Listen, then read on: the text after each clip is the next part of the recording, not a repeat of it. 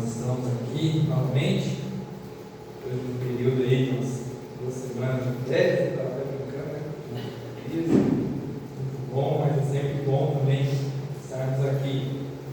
Essa semana eu estive um pouco, tanto quanto preocupado com o que iria falar, visto que escolhi a mensagem, cheguei a preparar um tema, mas depois eu mudei, estive bastante indeciso com o que iria trazer nessa noite. Mas, se quer, não é a primeira vez e nem vai ser a última que isso acontece, né? Os irmãos aí que estão sempre na escala sabem como é que funciona, né? Às vezes a gente acha que, não, acho que não era esse tema, mas aquilo que o Senhor coloca no nosso coração a gente não entende, mas eu sei que vai ser de grande proveito, né, para nós. Recentemente eu estive estudando Mateus 26, a convite de irmão para estar trazendo uns estudos a respeito do Evangelho segundo Mateus, né, o Evangelho de Jesus Cristo segundo Mateus. E no capítulo 26 eu pude encontrar, pelo menos a partir do verso 33, pelo menos 4 classes de pessoas, ou 4 tipos de pessoas, e onde eu pude enxergá-las dentro da área das igrejas, né? Não só casa de oração, mas dentro da igreja em geral, né? Todas as igrejas. E vamos estar buscando enxergar essas pessoas no texto, buscar enxergar essas pessoas, não apontando o dedo, né? Tal pessoa é aquela dali, não, mas buscar, será que eu estou sendo essa pessoa, né? Será que eu estou agindo dessa maneira? E dessa forma buscarmos enquadrar na melhor posição aqui. Eu conto com a participação dos irmãos, né? Vamos fazer dessa reunião uma grande escola dominical, possamos ter melhor proveito, né? Cavar mais fundo aqui. Se os irmãos não participarem, eu vou estar perguntando. Você pode ficar tranquilo que vocês vão participar sim. Né? Vamos lá então. Nosso texto, né, Mateus 26, a partir do verso 33, nós vamos encontrar ali Jesus, ali na quinta-feira, se não estiver enganado, antes da sua morte, né, na última semana de Cristo aqui na terra. É um texto bastante conhecido, essa última semana de Cristo, né? E Jesus leva os seus discípulos ao Getsêmani para estarem ali juntos em oração. Interessante que já se passou aqui a ceia, né? Aquele cenário ali bastante comum que nós vemos da ceia do Senhor, ali juntamente com os 12 discípulos. E os momentos são decisivos, né? É a última semana de Jesus aqui. E após esse tempo aqui de oração, ele será entregue aos verdugos ou algozes. Quem já ouviu essa palavra? Verdugos e algozes. Quem já ouviu? Pergunta significado. Quem já ouviu? Algozes, verdugos. Quem sabe o significado? Algozes são inimigos. Fala alto. Tem zomba? Tá. Verdugos ou algozes eram aquelas pessoas encarregadas de cumprir uma pena.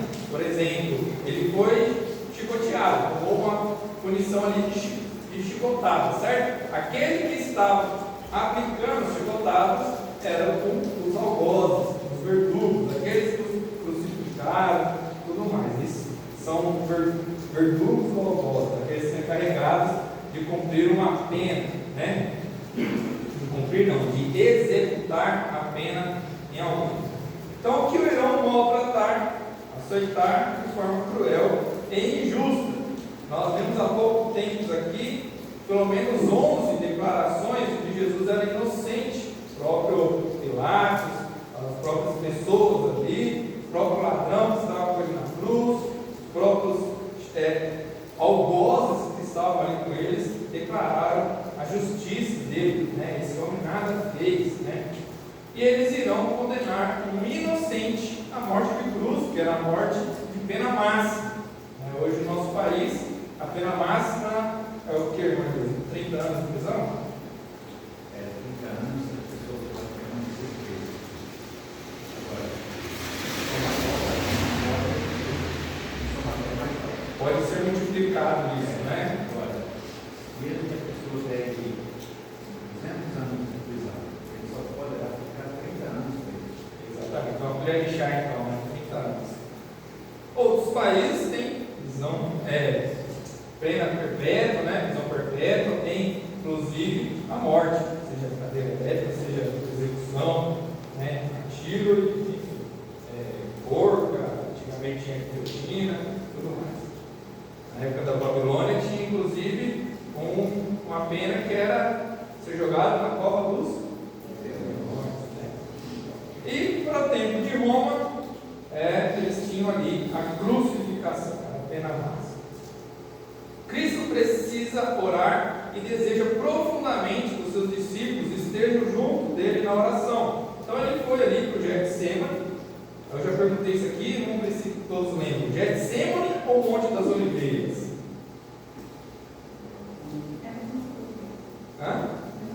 É o mesmo lugar. É o Monte das Oliveiras, era aquele monte onde tinha as oliveiras. E Getsemane significa o lugar da prensa, que era dentro do Monte das Oliveiras, um lugar específico, onde eles prensavam ali a uva, a azeitona ou o caroço da azeitona. Já falou disso aqui, né? Exato. Eles bebiam ali, né? Esmagavam com uma pedra gigante o caroço da azeitona para extrair ali o azeite de oliva.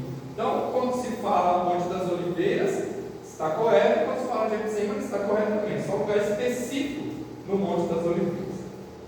Então, o texto nos afirma que o Senhor se afastou cerca de um tiro de pedras dos discípulos para que tivesse momentos a sós ali com o Pai. E ao voltar, encontrou por 3 vezes os discípulos dormindo. E logo a seguir, Judas chega com um grupo de soldados e religiosos para com um beijo trair aquele que o amara e era seu amigo. Esse então é o contexto, basicamente o resumo do texto aqui que nós vamos estar estudando. Então vamos enxergar aqui algumas pessoas, grupos aqui dentro desse texto aqui, está tirando um pouco de lições aqui para nós nessa noite. Qualquer dúvida, os irmãos também podem estar levantando a mão, tá? Então, de forma muito clara, nós vamos ver aqui pelo menos 4 classes de pessoas que também fazem parte da igreja, né? Observar essas verdades deve nos levar a uma direção que esteja alinhada com a palavra do Senhor. Somente em obediência aos direcionamentos de Deus seremos encontrados adorando em espírito e em verdade. E fica algumas perguntas. Como tem sido a minha participação na igreja de Cristo? Qual tem sido a visão de Cristo para comigo no contexto da sua igreja? Como Cristo viveu? Então vamos apresentar aqui os tipos de pessoas e essa pergunta aqui deverá ser respondida no final. Como será que Cristo está me vendo no contexto da sua igreja? Quando Ele olha para mim, quando eu estou sentado aqui no banco, ou quando Ele olha para mim, quando eu estou lá no meu serviço, não é só igreja, né? Ou sua igreja onde eu estiver, né? Como será que Ele vive? Primeiro, os que estão dormindo na igreja. Lembro de certo episódio onde o irmão falou assim: o Josué, o seu filho está muito grande para estar dormindo na igreja, já pode ficar acordado o reunião todo. Mas não é esse tipo de dormir, né? Estar cansado, cochilar, ou como os discípulos ali. É o tipo de dormir onde a pessoa não está alerta, não está entendendo o que está acontecendo, não está enxergando a sua volta, né? Está distraída ou está muitas vezes desanimada, né?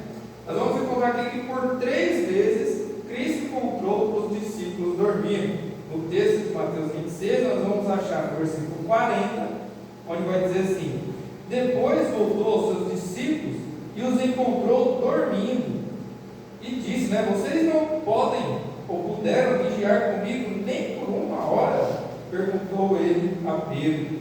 Depois do versículo 43 ele vai dizer: quando voltou de novo os encontrou dormindo, porque seus olhos estavam pesados. E no versículo 45, depois voltou aos discípulos e lhes disse: vocês ainda dormem e descansam? Chegou a hora, eis que o Filho do Homem está sendo entregue nas mãos de pecadores. Né? Então, olhando para a igreja do Senhor nos dias de hoje, também vemos muitos que estão dormindo. Eles dormem em razão do desânimo. Muitos estão realmente desanimados com o que nós chamamos de religião nos nossos dias. A religião tem caído num descrédito e tem caído numa questão muito complicada, né? E muitos estão realmente desanimados dos desejos da carne, em razão dos desejos da carne, ou seja, eles estão pensando mais no que está lá fora do que está aqui dentro. Então gastam toda a sua energia no que está lá fora e, né, pensam, como vai dizer o texto ali no Antigo Testamento, que canseiro, que enfado. Será que quando vai acabar o sábado para me voltar para os meus negócios? Né? Buscando desejos, né, lá de fora. Das influências mundanas, dormem por causa da religiosidade e porque gastam toda a sua energia com vaidade interior. Ou seja, quando uma pessoa está cansada, é porque ela já gastou toda a sua energia, né? Geralmente no final do dia, depois de um dia longo, um dia cansativo, ela tende, né, a estar cansada e os olhos ficam pesados, né? E ela acaba dormindo. Mas muitos gastam a sua energia com coisas que não são, né, para o reino ou para o reino, e gastam toda a sua energia lá, e quando se é necessário deles para as atividades do reino, eles estão dormindo. Como por exemplo, quando às vezes eu estudo demais, vou dar um exemplo de religiosidade aqui mesmo. Eu estudo demais a teologia e eu aprendo o grego, o hebraico e as coisas mais avançadas da teologia, e um descrente me faz uma pergunta simples: por que Cristo morreu na cruz? E aí na minha cabeça fica passando expiação limitada, propiciação, tudo aqueles nomes complicados, e às vezes eu falo para aquela pessoa assim: é muito complicado, depois eu te explico. Ou senão eu falo mais complicado para ela, que ela não vai entender, e ou falo palavras bonitas e difíceis para que ela se surpreenda com o tanto que eu conheço, e ela sai dali como da mesma maneira que chegou, né? Essa é uma pessoa que está dormindo, ela não está enxergando a necessidade da pessoa de conhecer o porquê que Cristo morreu na cruz. De maneira simples, a gente pode explicar e tirar todas as dúvidas daquela pessoa, e ela pode vir a entender, compreender e se converter, né? Entender realmente as coisas que estão à volta, né? Às vezes as perguntas não chegam, mas tem pessoas que estão coçando a cabeça, ou seja, está com dúvida. Se você estiver atento, você pode ajudar. Deus nos quer acordados.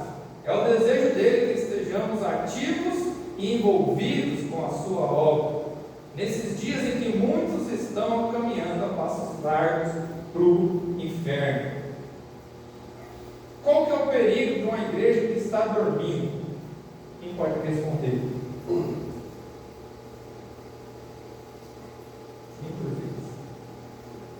Uma das questões é não perder a oportunidade de transmitir a mensagem da igreja. Por exemplo, que seja um dos perigos. Fala mais alto, vamos ver a primeira parte. Um dos perigos é ela perder a oportunidade de esclarecer as pessoas sobre a salvação em Cristo Jesus. Exato. Perder a oportunidade. Que mais?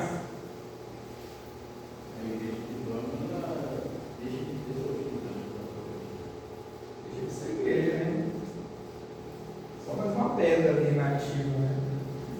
Às vezes a gente olha para aquele texto e fala: se ninguém falar, até as pedras clamarão. Mas muitas vezes nós estamos sendo as pedras que estão ali paradas, né? Deus está usando outros meios e não está podendo contar conosco. E qual que é o perigo? Não de toda a igreja, mas de alguns membros estar dormindo. Tem perigo?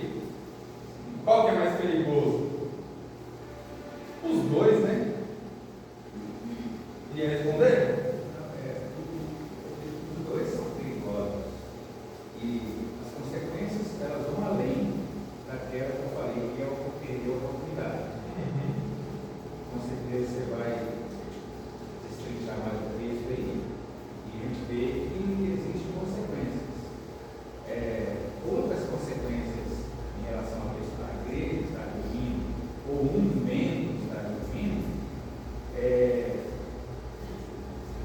dele esfriar na fé e até abandonar a questão do trabalho, ou no caso da igreja, o povo, deixar de existir.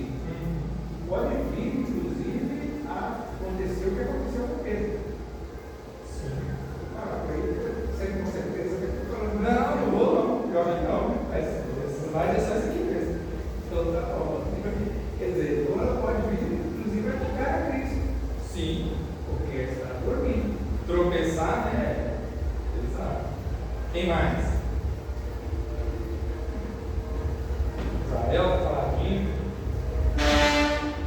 Olha, negar a Cristo ou totalidade do organismo pode ser simplesmente ser omisso. Isso, né? Pode ser aquilo que eu fui escolhido para ser testemunha, cristão da igreja de Deus. Às vezes a pessoa fala assim, não, eu não quis ser não. Ela também falou assim. Mesma coisa, né? Cada pessoa Passou pelo meu caminho, sem conhecer o Evangelho, eu deixei ela ir, continuar no seu caminho sem conhecer o Evangelho, mas vai mais fraco do inferno devido à condição que estava assim. E às vezes são pessoas que nós amamos, familiares, amigos, colegas. Convive todos os dias, né? Se eu não tenho essa capacidade, esse dom, pelo menos eu vou proteger um meio e um projeto para que alguém que tem essa capacidade chegue nessa pessoa. Sim. Nós não somos aqui. Nossa parte não é. O que acontece com o mundo lá, Pois é, coloca a sua vida e dos outros limites. Né? Exatamente. Certa vez eu estava falando sobre os levitas, e lá tem um texto que vai dizer que tinham ali pelo menos 2.000 pessoas que não sabiam discernir entre a mão esquerda e a mão direita. E eu comentei que provavelmente alguns teólogos vão dizer que são crianças, né, que não sabem discernir entre a mão esquerda e a mão direita. E o Israel falou assim: é contra os adultos que não sabem discernir entre a mão esquerda e a mão direita, não sabem tomar uma decisão, não está enxergando o que está acontecendo à sua volta. A pessoa está ali abobaiada, como diz o mineiro, né? Está ali viajando, não consegue interpretar essa situação. E quando nós falamos de cosmovisão, né? Entender qual que é o seu propósito, qual que é o propósito divino também para a humanidade, nós devemos entender aonde nós estamos especificamente, né, nessa linha do tempo, e entender o que está por vir e qual que é o nosso papel. Eu lembro que eu disse aqui no ano passado mesmo, quando nós estávamos estudando os 4 cânticos que envolvem o nascimento de Cristo, né? Tem o cântico ali de Zacarias, o cântico de Maria, tem o cântico dos anjos ali, tem o cântico de Simeão, e todos eles estavam atentos às coisas que estavam acontecendo, todos eles estavam olhando, ligados, alertas para as coisas que estavam acontecendo, e acompanhando, e esperando a vinda do Messias, né? Quando nós pegamos Daniel, que ele vai buscar nos livros e percorre ali os livros para entender o que estava acontecendo, quanto tempo duraria, pessoas que estavam ligadas, né? E a ordem para nós é: estejam alertas, vigiem, orem, né? Estejam alertas, e não dormindo, né? Quantos de nós estamos dormindo com relação às coisas que estão acontecendo? Nós estamos vivendo o que é chamado dos últimos tempos, né? Os fins dos tempos. Então, eram os fins dos tempos aqui para Jesus na terra. Ele estava alerta, mas os discípulos estavam dormindo. Então nós não precisamos ser encontrados dormindo por Cristo. Nós precisamos estar alertas, cientes da vinda de nosso Senhor Jesus Cristo, que vem em breve, e cientes de que muitos carecem ainda da glória de Deus e da salvação, né? Muitas vezes aquele colega que nós queremos o bem dele, nós falamos com ele todo dia, meu amigo, ele convidava para o aniversário do meu filho, eu vou na casa dele, e nunca falou do evangelho para ele.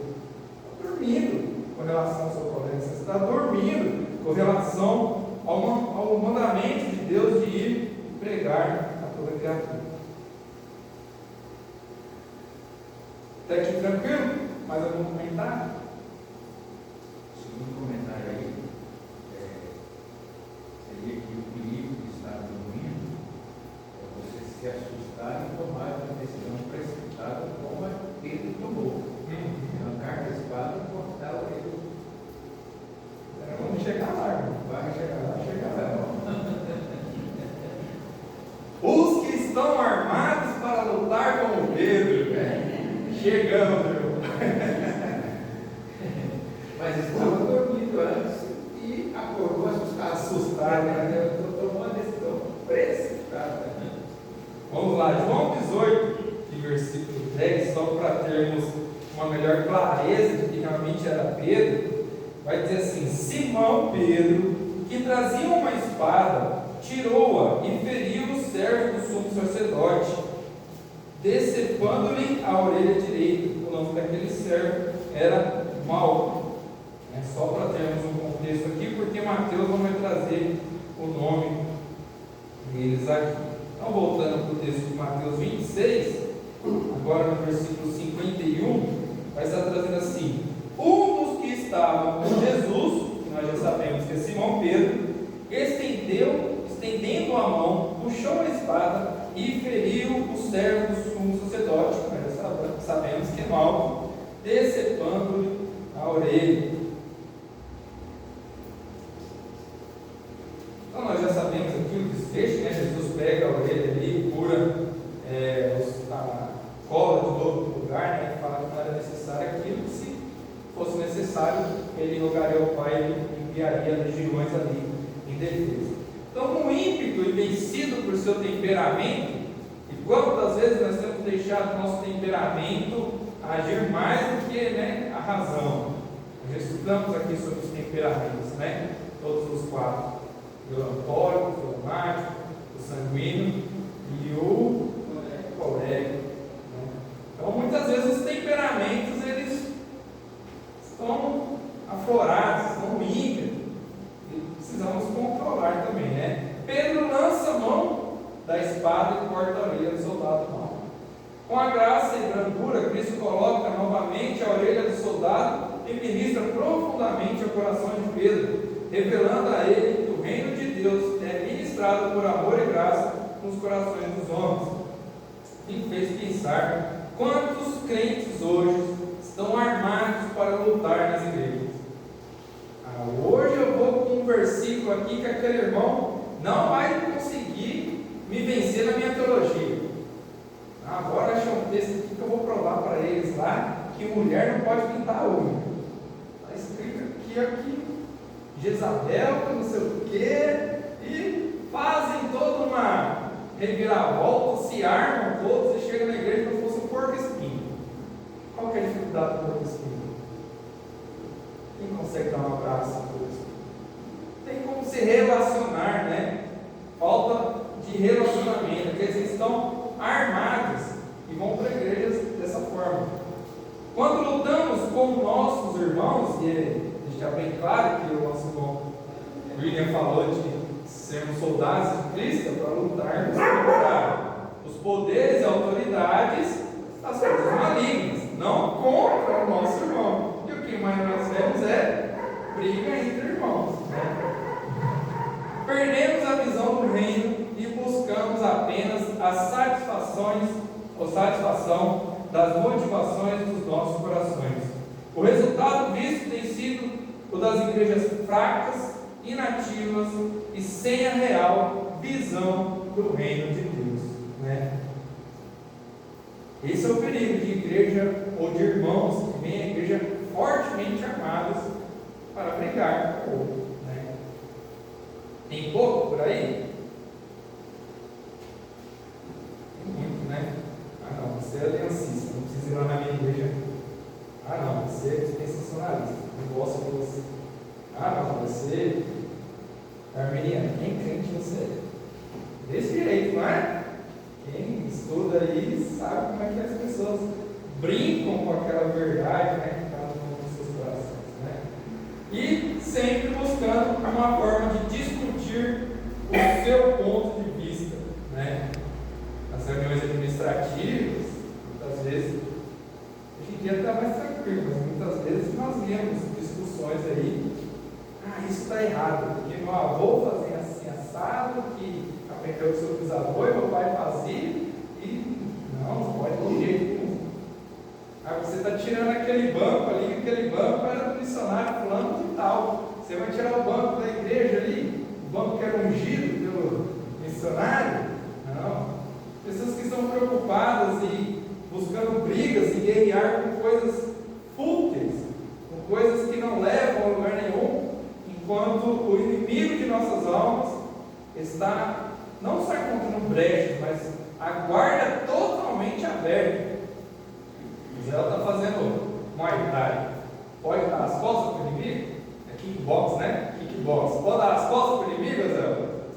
De jeito nenhum, né? Menos que você não tem amor à vida, né? E quantas vezes nós estamos querendo combater com o nosso irmão e dar as costas para o nosso inimigo, né? Quantas vezes? Querendo brigar com o vizinho, querendo brigar com o colega de serviço, querendo introduzir doutrinas aonde não cabe, e estamos esquecendo e perdendo a visão do reino.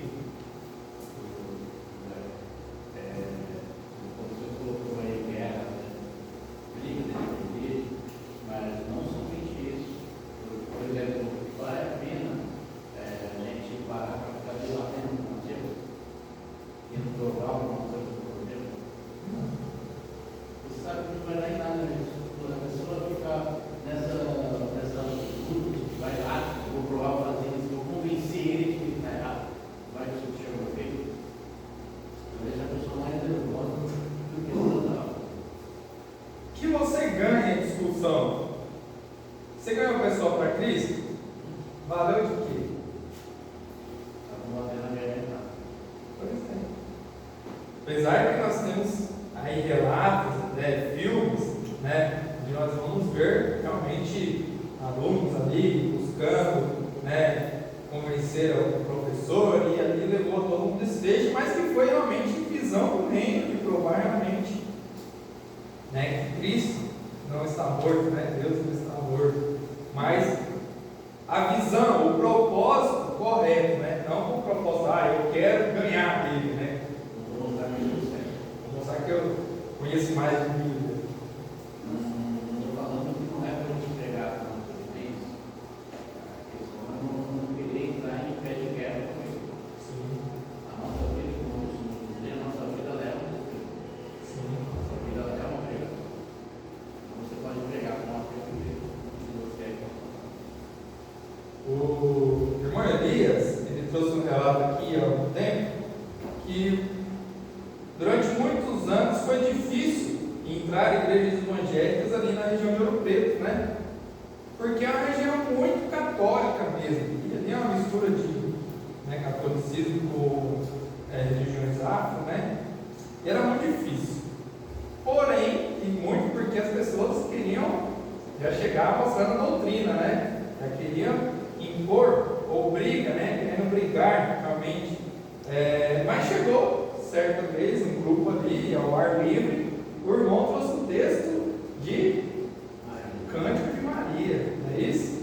E trouxe ali as qualidades daquela serva ali, e pôde, através de uma forma branda, convencer, né, muitos ali, e pôde abrir ali portas para que, né, o cristianismo pudesse, não o cristianismo, né, porque a igreja católica também é cristã, mas o fato assim do evangelho, né, poder entrar ali de uma forma com menos briga, né, ali com os católicos.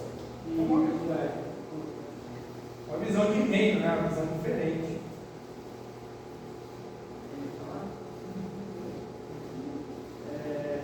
em relação a essa questão, nós vemos nas cartas de Paulo, por exemplo, a igreja de Corinto tinha divisões, porque tinha pessoas lá armadas uma contra as outras, partidos, eu sou desse, eu sou daquilo, eu sou daquilo.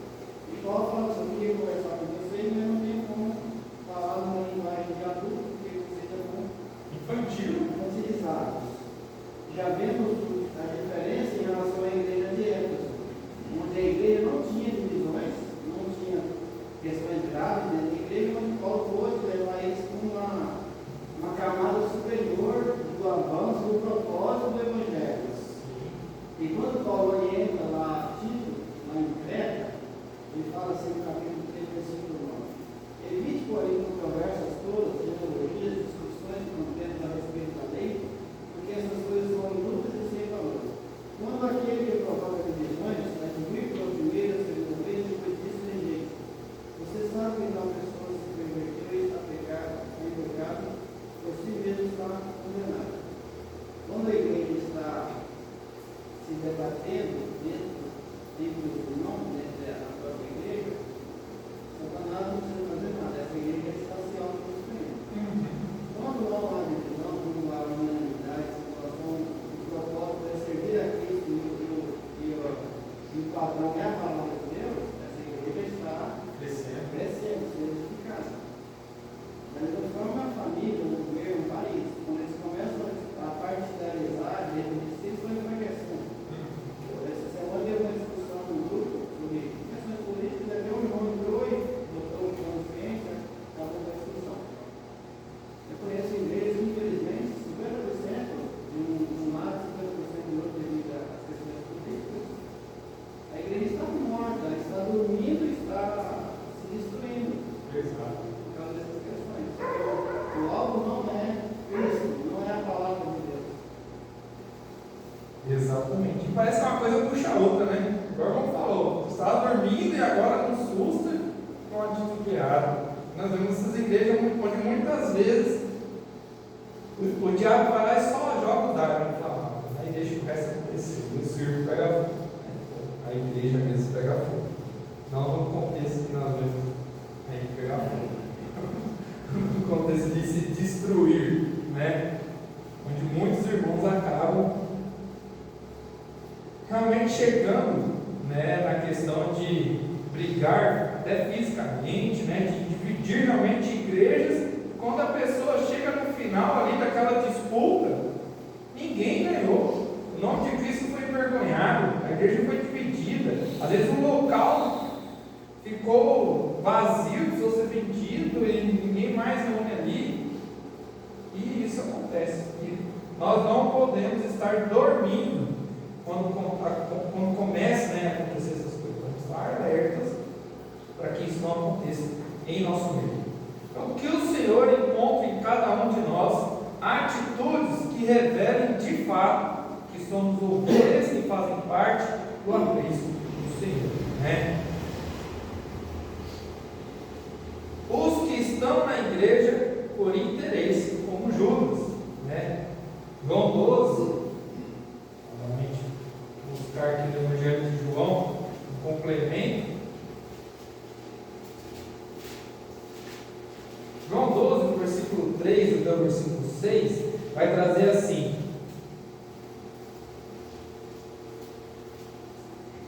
então Maria pegou um frasco de nardo puro, que era um perfume caro, derramou sobre os pés de Jesus e os enxugou com os seus cabelos. E a casa encheu-se com a fragrância do perfume. Mas um dos seus discípulos, Judas Iscariote, que mais tarde iria traí-lo, fez uma objeção: por que esse perfume não foi vendido e o dinheiro dado aos pobres? Seriam 300 denários. Então já mostra aqui o coração de Judas. Judas, ele era alguém muito inteligente com questões a negócios e finanças e administração. Nós vemos isso também em André, né? Também pessoas que tinham uma visão para a questão monetária, né? De realmente contar e enxergar quanto seria necessário, quanto gastaria, Mas Judas tinha um apego, né, ao dinheiro. Ele era avarento, né, irmão? Ele era avarento. Você não leu, vai ter o versículo 6. Isso. Eu não li o 6, não? Lê então.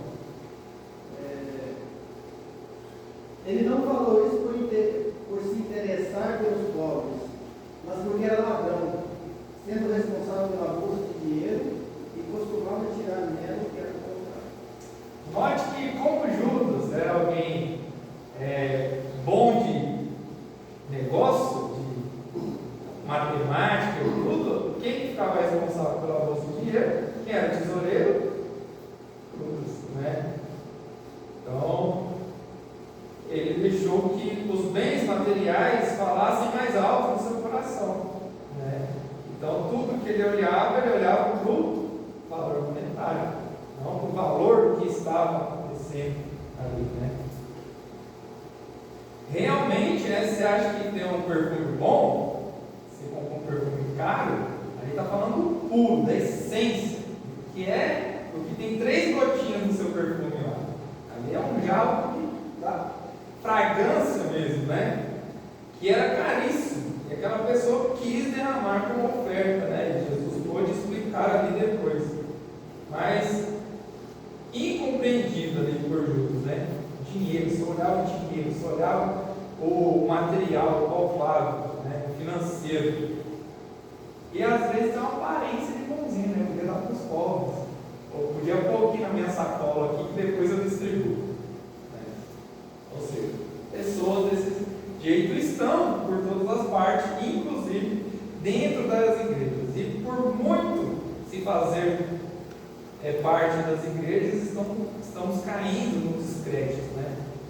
Por muitos se apegarem, né, amarem muito as riquezas e ao dinheiro, estão cometendo aí idolatrias dentro da igreja, estão trazendo vergonha no nome de Cristo, né, dentro das igrejas. Então a história de Judas ilustra a realidade daqueles que estão na igreja, mas apenas por interesse. Eles querem e almejam sempre levar vantagens. Eles anseiam por saber quanto estarão ganhando para satisfazer as suas vontades, e eles nunca se lembram do propósito estabelecido de Deus para a sua igreja. Não é só uma questão de dinheiro, né? Eu conheço muitos que iam à igreja atrás de uma moça, ou moças que iam à igreja atrás de uma fada, só por causa do interesse, ou filhos que iam à igreja só para agradar o pai, mas numa oportunidade, numa pressão da vida, saíram fora, né? Não estavam ali realmente como ovelhas do aprisco de Deus, né? Existe também outras questões. Às vezes na igreja tem pessoas que têm postos e muitos outros, ao ficarem sabendo isso, e uma oportunidade de bons negócios, também aproxima da igreja desse tipo. Sim.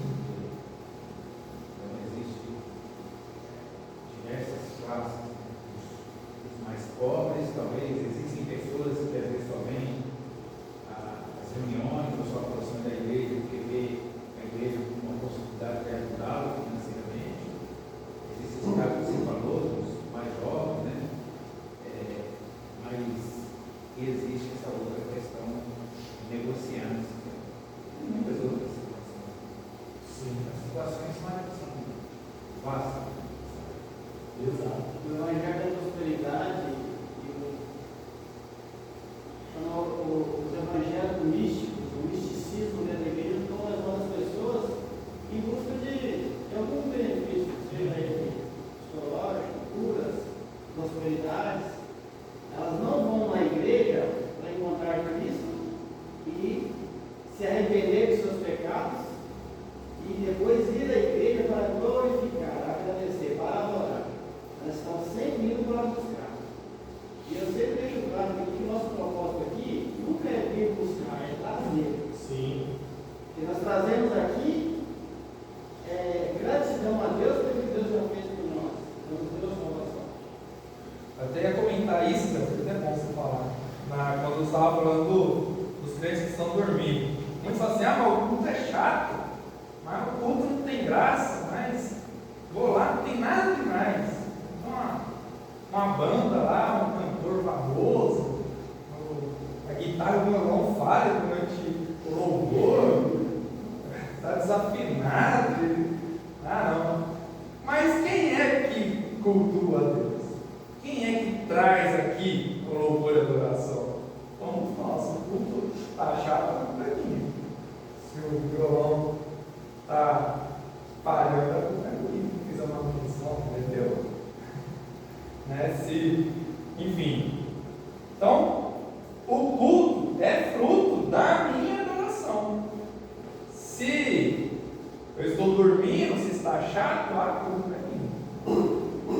E os que estão vindo por interesse, estão vindo com interesse errado. Né? Estão vindo com interesse de levar, correto, ou levar a Deus, ou adorar a Deus por tudo aquilo que Ele já fez por mim, está correto. Agora eu vou lá buscar para Deus a bênção. Deus já te abençoou, né? Já somos mais que vencedores de Cristo. Então, muitas vezes fala assim, hoje saí de lá, parece que eu não fui abençoado, nada falou no meu coração. Estava dormindo. Como que vai escutar, né? Como que vai estar atento à voz de Deus? Eu estava conversando uma vez com um representante, uma dessas denominações, e ele estava me convidando uma vez para ver, falou assim, que tipo de música você gosta? Por quê? Porque cada dia lá na igreja tem um dia especial para cantar música, então você vai no dia que você achar que é a música que você gosta. Por curiosidade, quais os dias do dia tem? Tem um dia do rock, tem um dia do funk, tem um dia do pagode, tem um dia do sertanejo. Eu falei, mas igreja? A gente tem que chamar a atenção dos jovens. A comentar, chamar a atenção dos jovens para a música ou para Cristo? A gente usa a música para chamar a atenção para Cristo. Quando vocês pregam, a nova pregação a gente vai embora. Pois é quase que um cardápio, né? Exato. Então a pessoa vai por interesse, né? E é errado. E entender que igreja não é só aqui, igreja é lá fora. Eu sou a igreja, né? Aonde eu estou, eu preciso representar a igreja de Cristo. A pessoa pensa que pregar o evangelho é fazer alguém para dentro do salão. Nós devemos a pregação ainda das pessoas que estão. Não é somente trazer aqui, vai ter uma consequência. Mas o foco deve ser esse. Às vezes o seu testemunho diário, né? A sua conduta vai muitas vezes levar a curiosidade da pessoa querer vir, né? Exatamente, mas começa, né, com as pessoas nos observando. Mais algum comentário sobre os interesseiros? Não? Eu gostaria de fazer um comentário sobre os interesseiros, levando em consideração o que o Senhor Jesus fez por Judas. Porque, mesmo com os interesseiros, Cristo usa de misericórdia com todos eles. E no caso de Judas em especial, Cristo foi muito misericordioso com ele, porque Cristo já sabia desde o princípio que Judas iria traí-lo. Mesmo assim, manteve no grupo durante o tempo todo. E não revelou isso para o discípulo nem no momento em que ele disse: um de vós vai me trair. E os discípulos ficaram então perguntando quem seria, só deu uma dica, mas não disse quem era.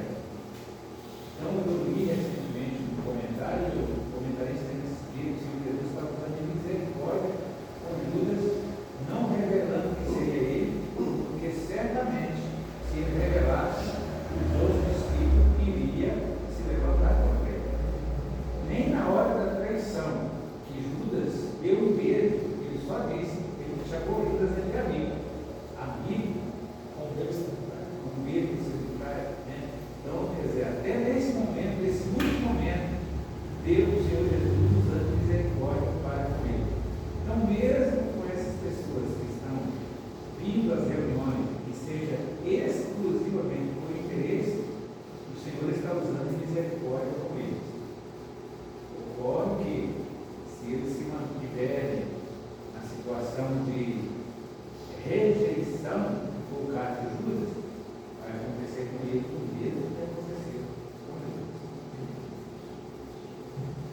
João me lembrou de um comentário que muitos surgem nos pensamentos do porquê Judas traiu, né, Jesus. Um dos pensamentos é que Judas ele tinha um interesse particular de que o Messias fosse realmente implantar o seu reino, né, fosse realmente vir contra o regime romano e vitorioso, como um guerreiro mesmo, libertar Israel do jugo opressivo ali de Roma e implantar o reino terrestre, né? E conforme ele não ia vendo isso, ele ia se decepcionando. Ou seja, ele também tinha um pré-conceito, né? Ia buscando o seu próprio interesse, ia buscando satisfazer as suas vontades. Quantas vezes, né, nós chegamos aqui, sentamos nesse banco aqui, estufamos o peito, pronto para ouvir a mensagem. E é só chicotar. Nós vemos que nós não estamos prontos, preparados, e Deus mostra que os planos, os propósitos dele são maiores que os nossos. Os planos e a vontade dele muitas vezes são diferentes da nossa. Cabe a nós aceitar, ou cabe a nós rejeitar o Senhor Jesus Cristo. Quantos rejeitam Jesus Cristo, né? Judas, vou malhar Judas, né? Tem o ritual aí, Judas o traidor, seu Judas, e ele ganhou esse apelido aí. Mas quantos de nós diariamente negamos a Cristo e rejeitamos com beijo? Falamos Senhor, Senhor, mas nossas atitudes de Judas, de traidor, né? Quantos de nós lá fora, no nosso dia a dia, aqui na igreja nós cantamos só pra te amar. Aí chega lá fora, é só briga, é só discussão, é só o quê? Sou o pior aluno, o pior funcionário e dou o maior exemplo, e dentro da minha casa parece que não tem um crente lá, né? Então diariamente nós também muitas vezes somos pior que Judas, né? Andamos com Cristo, mas parece que não fazemos parte dos 12, né, dos discípulos. Não estamos sendo discípulos, não estamos deixando Cristo nos discipular. Os que estão na igreja para adorarem como Jesus, né? Mateus 26 e 39, esse é o último slide. Indo um pouco mais adiante, prostrou-se com o rosto em terra e orou. Talvez você não vai encontrar aí a palavra que Jesus estava adorando, mas o fato de prostrar com o rosto em terra mostra a reverência, né? Mostra ali uma mensagem de alguém que estava reverenciando, adorando alguém que é maior, ou seja, adorando a Deus. 42, ele retirou-se outra vez para orar. Pai, se não for possível, faça de mim esse cálice sem que eu beba. Faça-se a tua vontade, mostrando novamente a soberania, o poder de decisão que vem de Deus. Então fechou novamente e orou pela terceira vez, dizendo as mesmas palavras. Como é lindo ver que mesmo diante de angústias tão profundas e dores na alma, Cristo não perdeu a sua comunhão com o Pai. Ele orou e também adorou, se tornando o padrão de adoração que Deus requer dos seus filhos. As circunstâncias e desertos das adversidades não podem quebrar a nossa comunhão com Deus. Jesus nos ensina que o verdadeiro adorador é íntimo de Deus, é perseverante, pois ele perseverou em sua oração. Os verdadeiros adoradores adoram com propósitos, pois Cristo sabia que, acima de tudo, o que ele teria que enfrentar, levando a morte de cruz, o mais importante, ele sabia de tudo o que ele teria de enfrentar, levando a morte de cruz. O mais importante era obedecer à vontade do Pai. Os que vêm para adorar. Hoje eu estava vendo um breve comentário. Sabe quando você vê um vídeo, escuta um pedacinho só já passa, mas já ficou a reflexão. Geralmente, o que nós consideramos mais importante no aniversário? O bolo todo ou o primeiro pedaço? O primeiro pedaço talvez é o mais importante, né? Deus, ele tem a primazia, ele requeria dos seus filhos ali as primícias, né? O primeiro dos cereais, os primeiros dos gados e rebanhos, um dia da semana. Hoje nós temos o privilégio de adorar no primeiro dia da semana. Tudo que era primeiro ali era entregue a Deus, não porque todo outro bolo ali não tinha importância, mas que o primeiro ele tem um significado, ele tem a mais, né? Não depende do sabor do bolo, não depende da cor do bolo, depende do seu coração de entregar o primeiro. Isso é adorar, entregar a Deus o primeiro. É quando, igual o irmão pôde trazer hoje no ensino, quando você recebe o salário, você tira o primeiro ali, não o que sobra. Já paguei as contas, agora sobrou esse aqui, eu vou ofertar. É o primeiro, Deus tem a primazia, Ele precisa do primeiro lugar no meu coração, do primeiro prioridade do meu tempo. Isso é adorar, né? Não é o resto. Porque quantas vezes nós estamos oferecendo a Deus o resto, né? Jesus oferecia a Deus o melhor, né? Buscar, e Ele foi o padrão para nos ensinar o melhor. Por mais que as circunstâncias eram difíceis, por mais que o tempo ali era curto, Ele não abria mão de estar adorando a Deus, de oferecer a Deus ali o melhor. Qual que é o risco de não termos adoradores nas igrejas?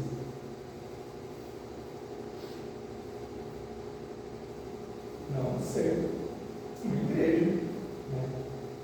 Não ser uma igreja. A gente não adora, não é igreja. Como pode alguém que fala que é adorador e não adora? Né? Não tem como. Então, Cristo precisa nos encontrar adorando. Então, o verso que diz: quando o Filho do Homem regressar ao que é, será que ele vai encontrar fé na terra? Será que ele vai nos encontrar adorando?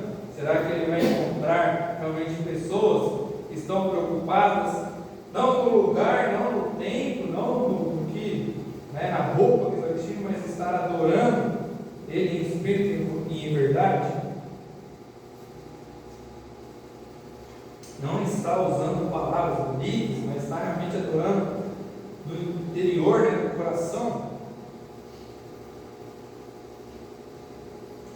Pensamento.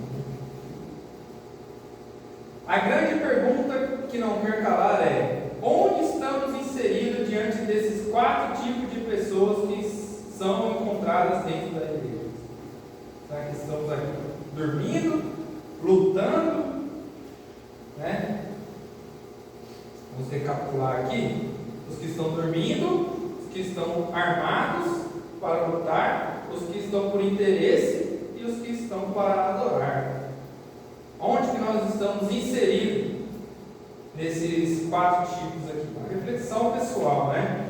Só saberemos de fato onde estamos sendo encontrados quando tivermos olhos para ver a real motivação e inclinações dos nossos corações. Precisamos estar alertas, ter um olhar crítico comigo mesmo. O convite a seguir a Jesus, ele é diariamente, né? Negue-se a si mesmo, tome a sua cruz e siga, né? Que o Senhor tenha misericórdia de nós, envolvidos com a sua palavra, que é viva, estejamos sendo achados como verdadeiros adoradores que o adoram em espírito de verdade. Bem, coloquei 3 versículos aqui, só para encerrar. Os 2 primeiros é uma aparente contradição, onde vai dizer: portanto, vocês já não são estrangeiros e nem forasteiros. O outro vai dizer: amados, insisto que como forasteiros e estrangeiros, ou estrangeiros e peregrinos. Aí você fica perguntando: um fala que eu não sou, o outro fala que eu sou. Que negócio é esse? Está contradizendo o versículo do outro? Não. Vamos fazer aqui uma avaliação melhor do texto. Portanto, vocês já não são estrangeiros e nem forasteiros, ou seja, alguém que não tem casa, que anda errante, mas como cidadão dos santos e membros da família de Deus. Ou seja, temos uma cidadania, não andamos sem rumo, sem casa, temos uma cidadania e temos uma família. Quantos realmente andam, infelizmente, sem uma casa, sem uma pátria, já não tem documento de identificação, já não tem passaporte, já não tem família e andam errantes pelo mundo? Tem muitos ainda hoje em dia. Mas nós não somos assim. Nós somos alguém que tem uma pátria, que tem uma família. Então nós não podemos andar errantes, sem rumo. Nós precisamos ter um rumo. O outro texto vai dizer assim: amados, insisto que como estrangeiros e peregrinos no mundo, vocês se abstenham dos desejos carnais que guerreiam contra a alma. Ou seja, nós temos sim uma pátria, nós temos sim uma família, mas não está aqui nesse mundo. Então, neste mundo, por enquanto, nós temos que andar com os olhos fitos na eternidade. Não deixar envolver com as coisas desse mundo, que vai trazer aqui os desejos carnais, mas buscar tendo os olhos fitos, tendo os olhos fitos nas coisas do alto. O estudo de hoje de manhã, avareza ou generosidade, eu acho que a pessoa que tem os olhos fitos nas coisas da terra tem um lado. As pessoas que têm os olhos fitos na vida futura tem do outro lado. Olham, valorizam, o valor de algo, muitas vezes está naquilo que você tem interesse, algo às vezes custa barato, mas você coloca um valor, a mais naquilo ali. Então, o que você valoriza? A sua vida terrena, que se durar muito aí com uns 120 anos, apesar que o McDonald's não deixa de chegar lá. Uns de 80 a 100, por aí. Uns 100 anos, ou uma vida eterna, onde não tem fim. Romanos 12, o irmão Azael trouxe até recentemente, Romanos 12, e ele vai dizer assim: alegrem-se na esperança, sejam pacientes na tribulação e perseverem na oração.